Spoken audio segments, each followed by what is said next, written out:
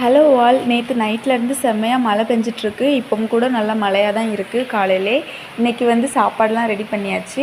ஏன்னு பார்த்தீங்கன்னா, இன்றைக்கி ஒரு பிளேஸ்க்கு போக தான் பிளான் வச்சுருக்கோம். ஆனால் மழை எப்படி இருக்கோ அந்த அளவுக்கு தான் போகிறதுக்கு ரெடி ஆகணும். இன்றைக்கி என்னென்னா, கன்னியாகுமரி ஸ்டைலில் மீன் குழம்பு எப்படி வைக்கலாம்னு சொல்லித்தரேன். ஃபஸ்ட்டு தேங்காய், வெங்காயம், தக்காளி, ஜீரகம் போட்டு நல்லா ஃபைன் கிரெயினாக அரைச்சி எடுத்துக்கணும். அதுக்கப்புறமா மீன் என்ன குவான்டிட்டியில் எடுத்துருக்கீங்களோ அந்த அளவுக்கு நம்ம தேங்காவும் சேர்த்துக்கலாம்.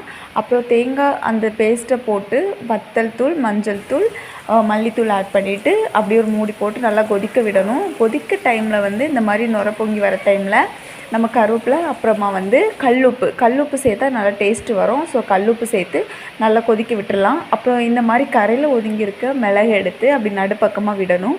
அப்போ தான் எல்லா மிளகும் ஒரே அளவில் சேமாக வரும். அப்படியே கையை நான் பொரிக்கிறதுக்கு மீன் வச்சுருந்தேன். அப்படியே அதை அப்படியே ஃப்ரை பண்ணி எடுத்தாச்சு. ஓகே ஃப்ரெண்ட்ஸ், அடுத்த வீடியோவில்